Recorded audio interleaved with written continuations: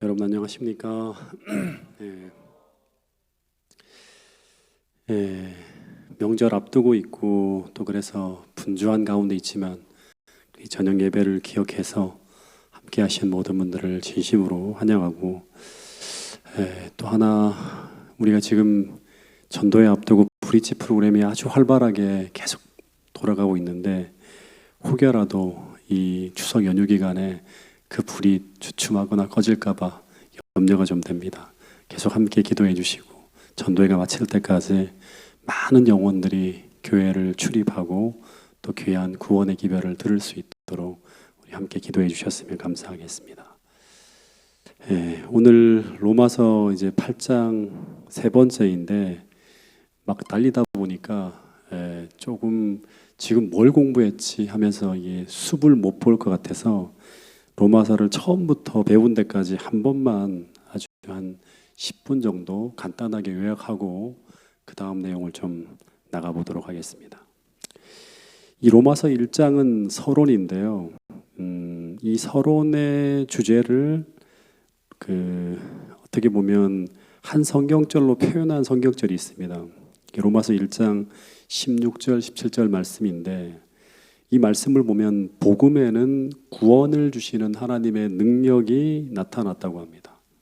근데 이제 이 하나님의 능력, 이것이 무언가 하면 하나님의 의라고 할 수 있겠죠.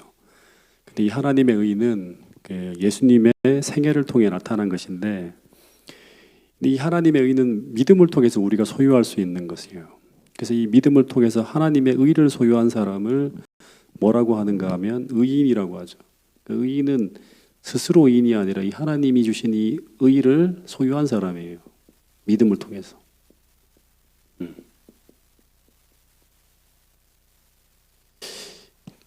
근데 이 사람은 자신의 계획, 자신의 뜻대로 살지 않고 하나님을 믿고 신뢰하는 그 믿음으로 말미암아 살게 된다고 하는 것이 바로 이 성경절이 우리에게 주는 메시지죠. 이 로마서 1장의 결론이고 로마서 전체의 결론과 같은 거예요. 오직 의인은, 하나님의 의를 소유한 사람은 나의 계획, 나의 뜻대로 살지 않고 하나님을 믿고 신뢰하는 그 믿음으로 말미암아 살게 된다. 근데 왜 우리는 하나님을 의지하는 그 믿음으로 살아가야 되는가? 그 이유는 로마서 1장 18절부터 3장 10절까지 쭉 나오는 말씀이 우리의 처지와 형편이 그 어떤 의도 선언도 만들 수 없는 절망적인 죄인이기 때문이라고 합니다. 그래서 로마서 3장 10절이 어떻게 보면 이 로마서의 두 번째 주제의 핵심적인 성경절일 수 있겠죠. 의인은 없나니 한 사람도 없다는 거예요. 그러면 이 절망적인 죄인이 어떻게 구원을 받는가? 3장 21절에 보면 그러므로 이제 율법 외에 또 등장합니다. 하나님의 의가 나타났으니 하면서 우리의 구원을 위해 마련해 주신 하나님의 의에 대한 말씀이 나옵니다. 이 하나님의 의는 반대가 뭐냐 그러면 나의 의죠. 내가 만들어낸 나의 의가 아닌 하나님이 계획하시고 하나님이 친히 만들어주신 의인데, 이 의는 또다시 말하지만 예수님의 생애를 통해서 만들어진 거예요. 그리고 예수님 안에 담긴 거예요. 그래서 우리는 이 예수 그리스도를 믿음으로 받아들임으로 말미암아 그분의 의를, 그분이 이 땅에서 이룬 그 의를 내 것으로 받아들여야 돼요. 이것을 통해서 우리는 죄에 대한 용서뿐만 아니라 죄에서 해방되어지는 경험을 하게 된다고 하는 거예요.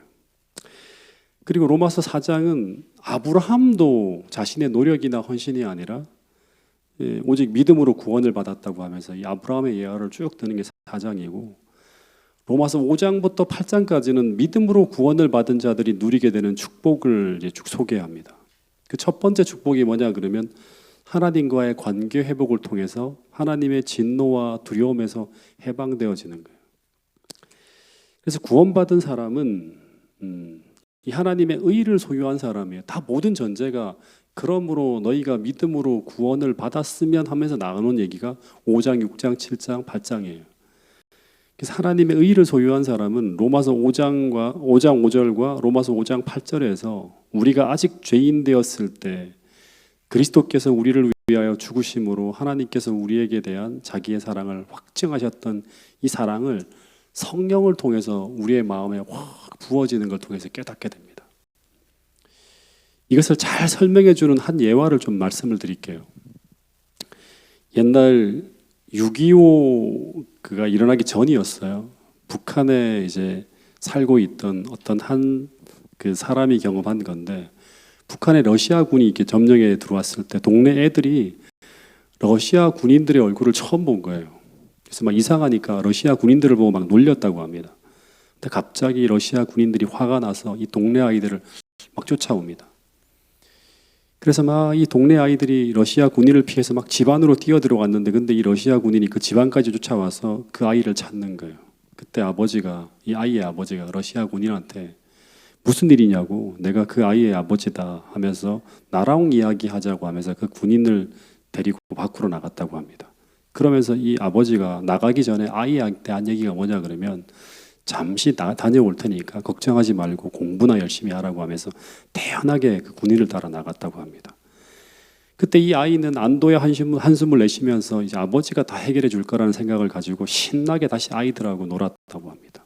근데 이것이 아버지를 본 마지막 모습이었다고 합니다. 그 후로는 이 아버지가 들려 어디로 갔는지 알 수가 없었고, 이 아이는 아버지가 왜 안 오시는지를 잘 알지 못하면서 쭉 지내다가 나중에 알게 된 게 뭐냐 그러면, 이때 아버지가 자신을 대신해서 목숨값을 지불했다는 것을 알게 되었다고 합니다.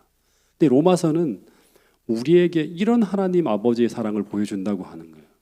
우리가 아직 뭐 되었을 때, 죄인 되었을 때, 우리가 저질러 놓은 죄짐과 죄의 불행과 이 모든 것을 하나님께서 짊어지시고 목숨을 버리시는 이 아버지의 사랑이 바로 우리가 믿는 우리 하늘 아버지의 사랑이라고 가르쳐주고 있는 게 바로 성령 하나님이라고 하는 거예요.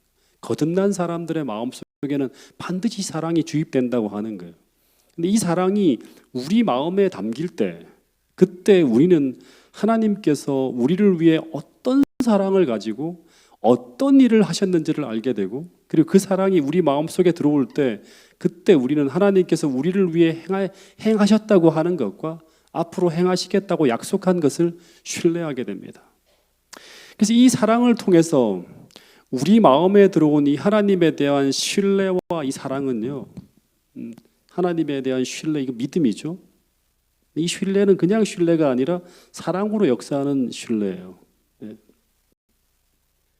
이 신뢰와 하나님에 대한 사랑으로 만들어진 이 믿음을 가지고 있는 사람은 로마서 6장에서는 어떤 일을 하게 되는가 하면, 우리로 하여금 예수님과 함께 죽고 그분과 함께 다시 태어나게 합니다. 이게 6장의 이야기예요. 그래서 우리는 이 주님이 주시는, 죽고 다시 태어났으니까 주님이 주시는 이 새로운 생명을 가지고 새로운 삶을 살게 되는데, 이 삶이 로마서 6장 11절에 여기 나와 있는 것처럼 죄에 대하여는 죽고 하나님께 대하여는 사는 삶이라고 하는 거예요. 이 삶은 우리로 하여금 죄로부터 해방되어지는 삶을 살게 해준다고 하는 것입니다. 7장에서는 이 새로운 생명이 담긴 새로운 삶은 무슨 속박에서도 해방시킨다? 율법의 속박으로부터 우리를 해방시켜 준다고 하는 거예요. 그래서 로마서 6장 7장은 믿음으로 말미암는 삶은 우리를 죄와 율법으로부터 해방시켜 줄 것을 약속하고 있는데, 근데 어떻게 우리가 이 죄와 율법으로부터 해방되는 그 경험을 할 수 있는가? 그 이유를 로마서 6장 14절 15절에 보면, 우리가 어디 아래 있지 아니하고 법 아래 있지 아니하고 어디 아래 있게 될 때, 은혜 아래 있게 될 때 경험할 수 있는 거야. 그러니까 우리가 은혜 아래 머물 때 우리는 죄의 속박과 율법의 속박으로부터 벗어날 수 있다고 하는 거예요.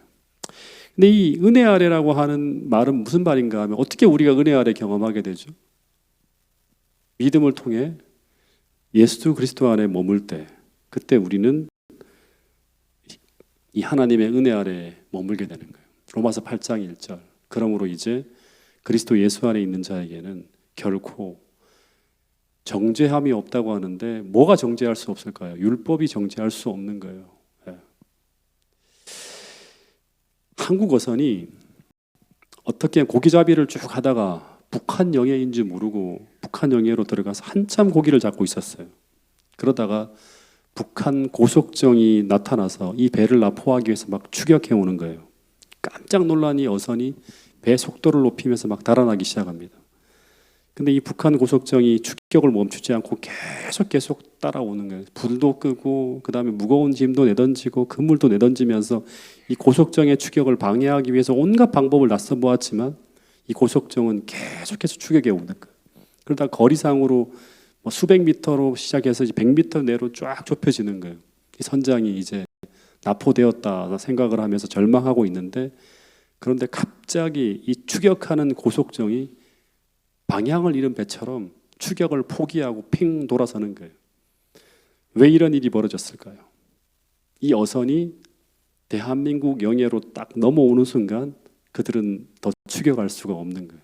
왜냐하면 그 어선이 대한민국 영해로 들어오는 순간 그 어선을 보호하기 위해서 우리나라의 고속정이 나오고 그다음에 그 뒤를 따라 엄청난 화력을 가진 구축함이 막 쫓아오는 것을 딱 본 거예요.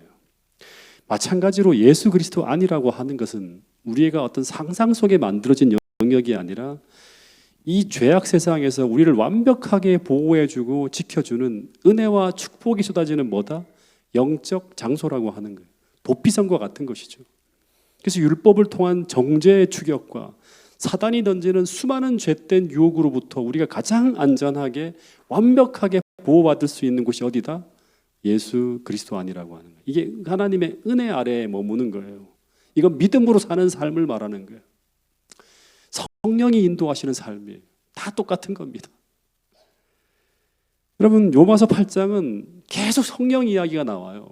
어떻게 우리는 그리스도 안에서 누리는 이 은혜의 삶을 지속할 수 있는지, 어떻게 죄와 사망의 그 법으로부터 우리가 놓여될 수 있는지 설명해 주고 있는 답은 뭐냐 그러면 간단하게 말하면 성령을 쫓아 살아가라고 하는 거예요. 여기까지가 지금까지 공부한 내용이고요. 이제 오늘부터 공부할 내용을 좀 말씀을 드리도록 하겠습니다. 15절 이하의 내용부터 나오는 건데요. 세계 2차 대전이 이제 마무리되는 과정에서 아주 연합군에게 의미 있고 중요한 두 날이 있었다고 합니다. 이 두 날. 하나는 D-Day이고요. 또 하나는 V-Day.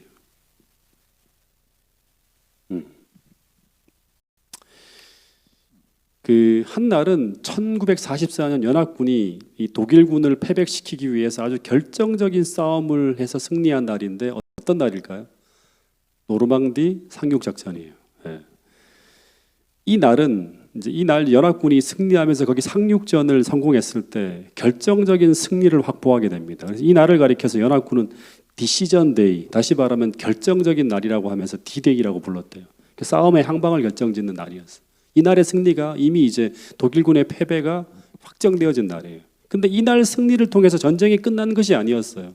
왜냐 그러면 이후로부터 연합군은 독일군의 가장 격렬한 저항을 계속 받아요. 목숨을 걸고 덤비는.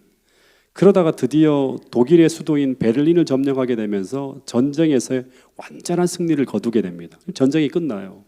이 베를린을 함락시킨 이 날이 바로 결정적 승리가 성취되는 날인데, 그래서 이 날을 가리켜서 연합군은 V-Day가 뭘까요? 빅토리 데이라고 해서 승리의 날이라고 이렇게 이제 불렀다고 합니다. 근데 신학자들은 흔히 이 두 개의 중요한 날, 노르망디 상륙이 이루어지는 날인 이 D-Day, 디시전 데이하고 베를린 함락의 날인 V-Day를 예수님의 초림과 재림의 중요한 두 사건에 비유하기도 한다고 하는 거예요. 예수님께서 이 땅에 오셔서 우리 죄를 담당하시고 십자가에서 죽으시고 부활하시던 그 순간 우리는 예수님의 죽음과 부활을 통해서 여러분과 저의 구원에 대한 결정적 승리를 주님은 확보하게 돼요. 이 승리가 굉장히 중요한 것이죠. 이 승리로 말미암아 사단의 패배가 결정되어지는 거예요. 그래서 이 날을 우리는 우리들의 구원의 무슨 데이다? 디시전 데이라 해서 D-Day라고 부를 수가 있어요. 근데 이 십자가의 승리가 마귀와의 싸움을 완전히 종식시키지는 않죠. 계속 격렬한 사단의 저항을 받으면서 우리는 종말에까지 가는 거예요. 근데 이 싸움이 언제 끝나게 되는가 하면 예수님께서 다시 오시는 그 재림의 날, 사단은 완전히 패배를 당하고 우리는 영원한 승리를 쟁취하게 돼요. 그래서 이 예수님이 재림하시는 이 날을 가리켜 우리는 그리스도인의 무슨 데이다? V데이라고 할 수 있다고 하는 것이죠. 그래서 우리는 지금 D데이와 V데이 그 사이에 살아가는 거예요. 승리는 결정되어졌지만 완전한 이 승리가 쟁취되어지는 그날을 바라보면서 우리는 견뎌내고 싸우고 가는 거예요.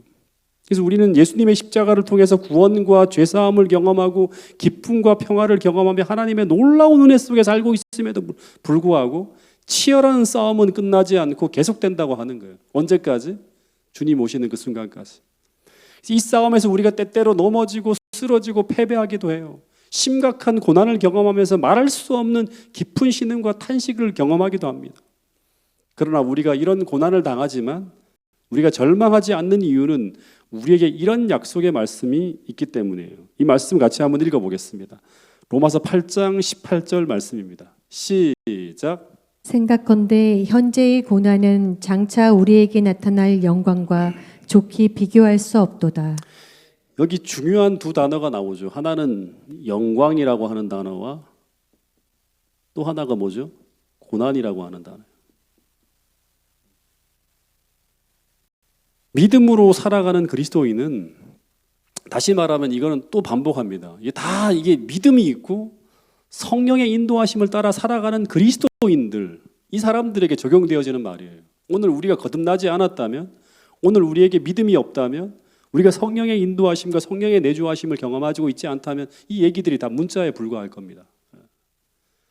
만약에 우리가 믿음으로 살아가는 그리스도인이라면 성령의 인도하심을 따라 살아가는 그리스도인들은 현재 우리가 겪고 있는 이 고난이 언젠가 영광으로 변화될 수 있다고 하는 걸 믿어요. 그렇죠? 왜냐하면 우리는 분명히 예수님의 십자가와 부활을 통해서 이 사단과의 싸움에서 예수님께서 그 D-Day, 디시전 데이, 결정적인 승리를 취하셨다는 것을 우리가 알고 있는 거예요. 그래서 비록 지금 우리에게 고난이 닥쳐오지만 이 고난은 그냥 고난으로 끝나는 것이 아니라 분명히 예수님의 재림을 통해서 이르러올 그 V-Day 날 이 고난이 뭐로 변한다? 영광으로 변화할 것을 우리는 믿고 있다고 하는 거예요. 그래서 현재의 고난은 장차 우리에게 나타날 영광과 좋게 비교할 수 없을 정도로 어마어마한 영광이 기다리고 있다는 걸 믿는 거예요.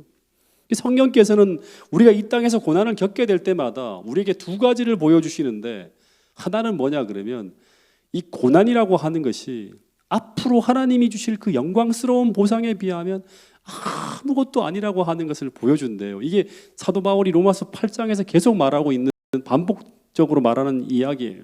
말씀이에요. 또 하나는 우리가 이 땅에서 고난을 겪게 될 때마다 우리가 하나님의 자녀이고, 지금은 진짜 고난 중에 살고 있지만 우리가 실제는 하나님의 자녀이고, 더하여 우리가 그 하나님을 아바 아버지라 부를 수 있을 만큼 친밀하고 가깝게 교제할 수 있는 분이라는 것을 알려준다고 하는 거예요. 우리가 믿음으로 살고 있다면, 우리가 성령의 인도하심을 따라 살고 있다면 이 음성을 들을 수 있다고 하는 거예요. 로마서 8장 15절 16절 말씀을 같이 한번 읽어보겠습니다.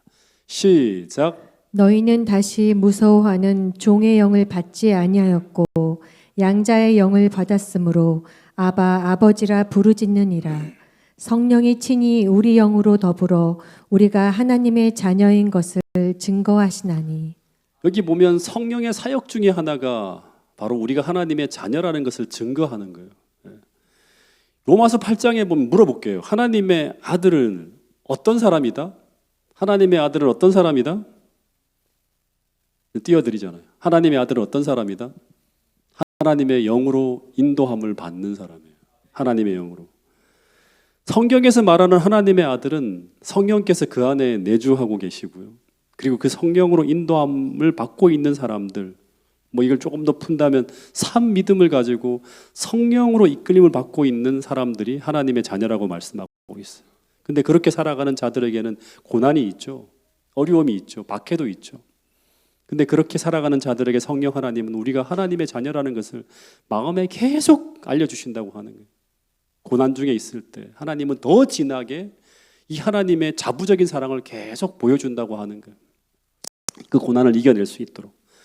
더하여 바울은 그때 성령께서 우리에게 알려주는 그 빛은 우리가 그냥 아들이 아니라 하나님을 아바 아버지라고 부를 수 있을 아들이라는 사실을 알려주신다고 하는 거예요. 아바 아버지 많이 들으셨죠? 아바 아버지를 쉽게 말하면 어떻게 표현하면 되죠? 아바 아버지, 아빠 아버지라고 하는 거죠. 아빠라고 하는 단어는 어린아이가 아버지를 가장 친근하게 부를 수 있는 호칭이에요. 근데 성령 하나님은 친히 우리 심령 속에다가 하나님을 우리가 이렇게 친밀하게 부르며 의지할 수 있는 분, 그렇게 교제할 수 있는 분으로 알려주신다고 하는 거예요. 그래서 막 기도하는 거죠. 이 하나님 앞에 우리가 힘들 때마다. 여러분 한번 이 말씀을 한번 돌아가서 한번 상상해 보세요. 이분은 상고의 태초이신 분이에요. 영원히 존재하시는 분이죠. 내가 태어나서 지금까지 세워도 다 셀 수 없는 별을 만드신 분이고, 상상에 상상을 더해도 다 헤아릴 수 없는 온 우주의 천만 천사와 억만의 피조물들의 경배를 받으시는 그분을 내가 뭐라고 부른다? 아빠라고 부를 수 있는, 이것을 가르쳐 줄 수 있는 분이 바로 누구다? 성령 하나님이에요. 지식으로 배워도요, 성령께서 알려주지 않으면 이게 잘 안 느껴져요. 근데 성령 하나님이 우리에게 그걸 친히 알려주신다고 하는 거예요. 더하여서 17절에 보면 또 무슨 말을 하는가 하면 그냥 이름만 자녀가 아니래요. 우리가 정말 하나님의 자녀라면 그냥 이름만 있는 것이 아니라 바울은 또 이런 말을 해요. 자녀이면 또 뭐다? 후사라. 하나님의 후사라고 말하고 있는 거예요.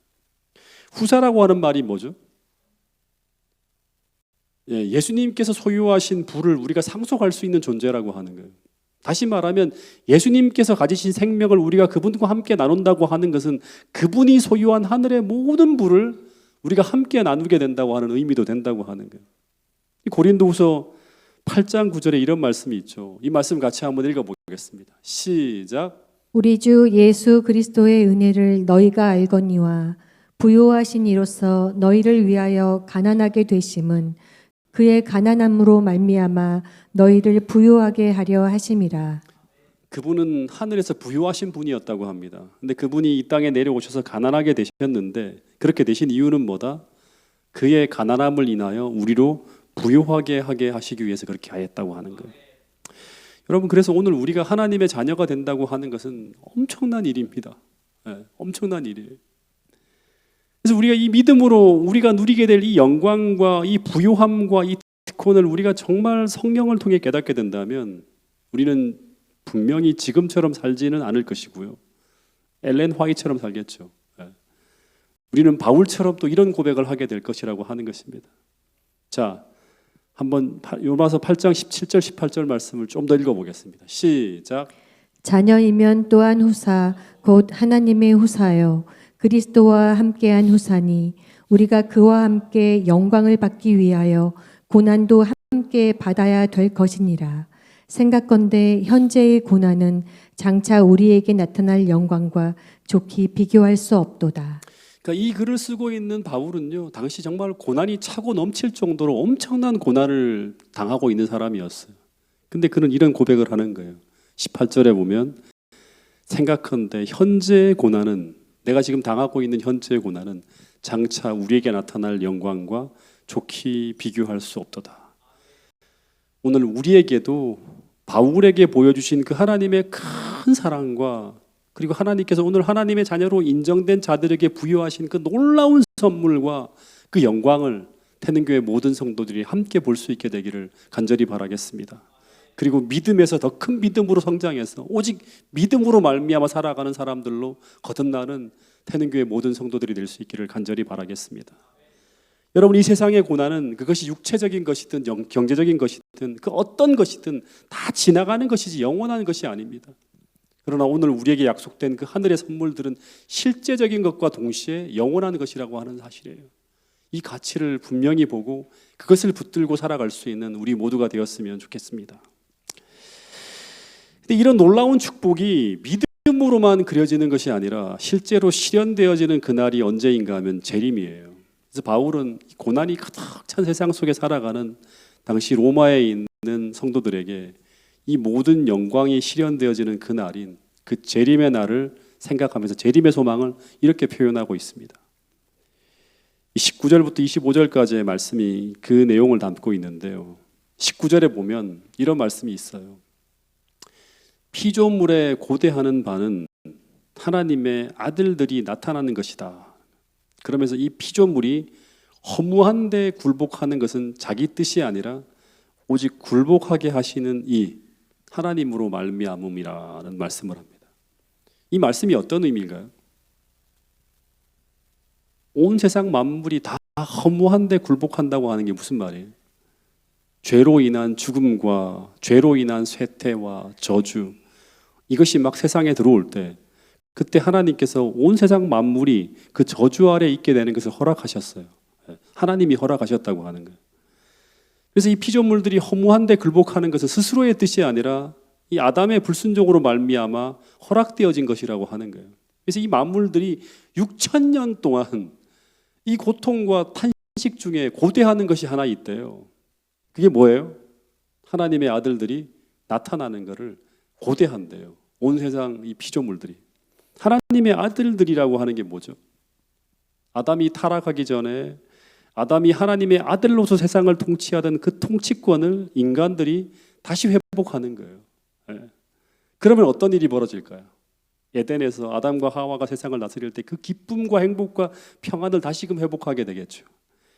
그래서 이 죄로 말미암아 고통당하고 있는 존재들은 인간만이 아니라 이 땅에 존재하는 모든 피조물들이 다 함께 탄식하며 고통당하고 있다고 하는 사실을 우리는 기억해야 돼요. 지금 기후위기로 말미암아 인간만이 아니라 온 세상 모든 동물과 식물들이 다 고통을 당하고 있는 거예요. 이 재림은 인간만이 기대하는 고대하는 것이 아니라 모든 피조물들이 함께 기다리고 있는 것이라고 하는 거예요. 더하여서 바울이 예수님의 재림을 기다리면서 간절히 고대하는 것이 또 하나 있다고 하는데 그게 뭐예요? 몸의 구속을 기다린다고 하는 거예요. 몸의 구속. 지난주에 우리 김명호 목사님이 이 몸의 구속에 대해서 이 성경절을 텍스트를 인용하면서 좀 말씀을 하셨죠. 몸의 구속이 뭐예요? 우리 몸이 영광스러운 몸으로 이제 변화되어지는 것이죠. 여러분, 우리가 예수님을 개인의 구주로 영접했을 때 왜 하나님이 우리의 몸까지 구속하여 주시면 좋은데 왜 몸은 변화시켜 주지 않으셨을까요? 이것까지 변화시켜 주시면 되게 좀 우리가 좀 편하게 살 텐데 맨날 이거 말 안 듣는 이 몸을 끌고 맨날 다니면서 주님 오시는 길까지 달게면서 살아가야 돼요. 왜 그렇게 하셨을까요? 어느 목사님이 선교사로 있을 때 한 개를 키우고 있었는데 근데 이 개가 닭을 잡아 죽이는 나쁜 습관이 있었어요. 그래서 이 목사님이 어떻게 하면 이 개의 잘못된 습성을 고칠 수 있을까 고민하다가 이 개의 목에다가 죽은 닭을 그 물어 죽인 닭을 묶어뒀대요. 그랬더니 이 개가 이 죽은 닭을 떼내려고 3일 동안 빙빙 놀면서 막 애를 썼다고 합니다. 근데 이 목에서 죽은 닭이 안 떨어져요. 얼마 지난 후에 이 닭이 죽어서 어떤 일이 벌어지는가 하면 냄새나고 그 다음에 진물이 질질질 흐르고 하는데도 이 닭이 안 떨어지고 3일간 붙어 있으니까 3일이 지난 후에 이 닭을 떼어낸 후에 이 개가 어떻게 변했을까요? 다시는 그 닭을 물지 않더라고 합니다. 보기만 하더라도 막 진짜 징그러워서 피하더라고 합니다. 마찬가지로 하나님께서 범죄한 인류에게 이 몸의 구속을 재림시까지 해결해 주시지 않는 이유는 이 죄가 얼마나 지긋지긋하고 얼마나 끔찍스러운 것인지를 경험해서 진짜 죄에 질려서 다시는 범죄하지 않게 하시려고 죄의 본성을 가진 육체를 가지고 다니도록 허락하셨다고 어떤 목사님이 이렇게 말씀하시는 걸 제가 들었는데 굉장히 공감이 되더라고요. 어쨌든 이 범죄한 지구 속에 벌어지는 이 비참한 모습을 6,000년간 우주 거민들이 계속 보는 거예요. 이 죄에 대한 지긋지긋한 모습을 보면서 다시는 범죄치 않게 될 것이라고 하는 게 그 계시록의 대쟁독 학원에 나와 있는 말씀이죠. 그래서 오늘 우리가 여기서 하나 점검해 볼 수 있는 게 있는데 오늘 우리가 거듭난 그리스도인이고 정말 성령께서 우리의 마음을 이끌고 있는 하나님의 아들들이라면 우리가 연약해서 죄를 범할 수는 있지만 죄를 어떻게 할 것이다? 죄를 미워하게 될 것이라고 하는 거예요.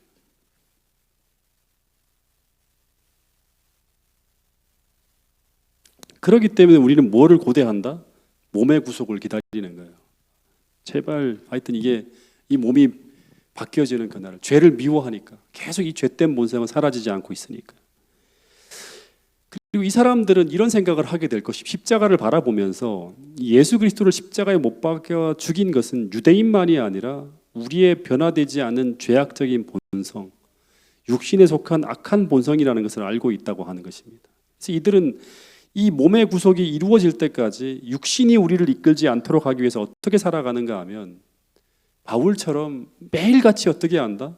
내가 죄에 대하여 죽었음을 고백하면서 날마다 자신을 쳐서 성령의 지도에 굴복하며 살아가게 되는 거예요. 그래서 내가 날마다 죽노라 이런 말을 하는 거예요. 예. 그렇지 않으면 어떻게 된다? 이 몸에서의 어떤 죄된 본성이 나를 이끌어가는 그런 일들이 벌어질 수 있기 때문이라고 하는 거예요. 그리고 이런 연약한 우리를 돕기 위해서 성령의 사역이 26절, 27절 또 나옵니다. 이 말씀 같이 한번 읽어보겠습니다. 로마서 8장 26절, 27절 말씀이에요. 시작. 이와 같이 성령도 우리 연약함을 도우시나니 우리가 마땅히 빌 바를 알지 못하나 오직 성령이 말할 수 없는 탄식으로 우리를 위하여 친히 간구하시느니라.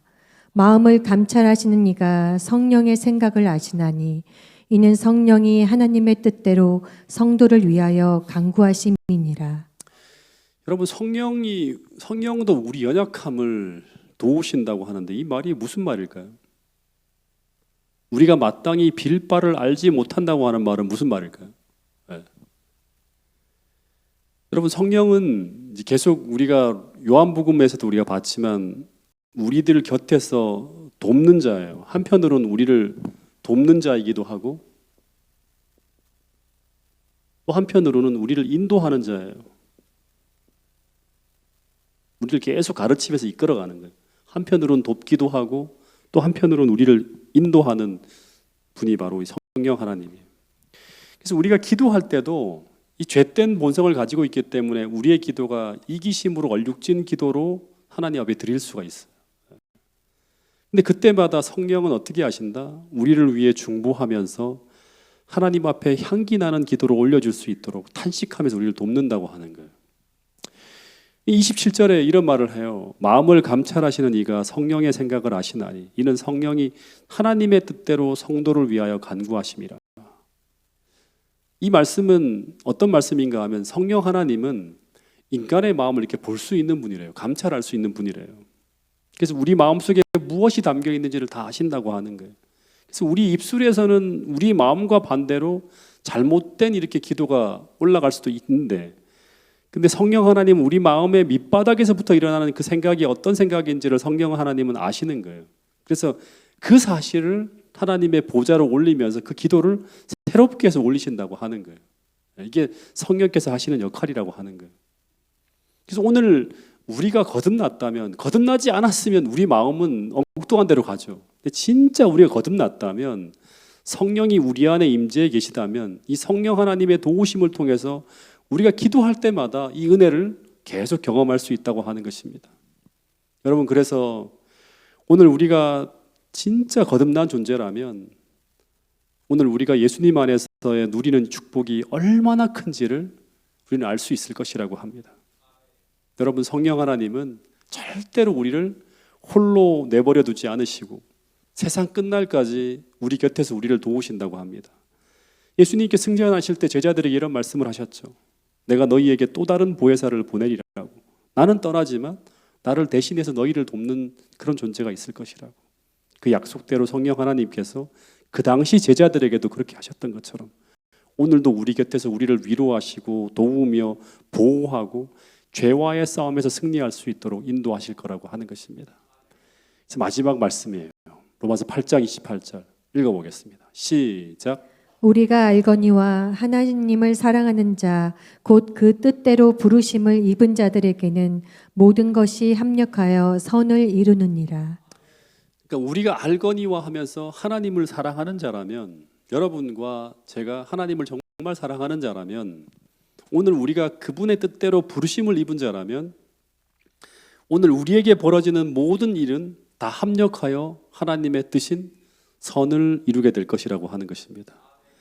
여러분, 오늘 우리가 성령 하나님과 믿음으로 연합하여 합력하면, 그분과 함께하면 우리에게 벌어지는 모든 일들은 그 어떤 것이든 선한 결과로 끝나게 될 것이라고 말씀하고 있는 것입니다. 비록 우리가 죄악 세상 가운데 살면서 고난을 받고 때로는 눈물 날 정도로 어려움 속을 우리가 지나가게 될지라도, 그러나 우리가 하나님을 사랑하는 자이고 우리가 하나님의 뜻대로 부르심을 입은 하나님의 자녀라면 하나님은 그 모든 상황을 어떻게 하신다? 통제하신다고 말씀하고 있습니다. 그래서 우리가 겪는 그 모든 것들을 당신의 선한 뜻을 이루기 위한 도구로서 사용하실 것이라고 하는 것입니다. 우리에게 나쁜 경험처럼 보이는 것일지라도 하나님은 그것을 결국 어떻게 변화시킨다? 선으로 돌이키실 것이라고 말씀하고 있는 것입니다. 왜냐하면 우리가 알거니와 하나님을 사랑하는 자, 곧 그 뜻대로 부르심을 입은 자들에게는 모든 것이 합력하여 선을 이룬다고 하는 이 하나님의 변함없는 약속이 있기 때문입니다. 이 믿음으로 한 주를 살아내시는 태능교회 모든 성도들이 될 수 있기를 간절히 바라겠습니다.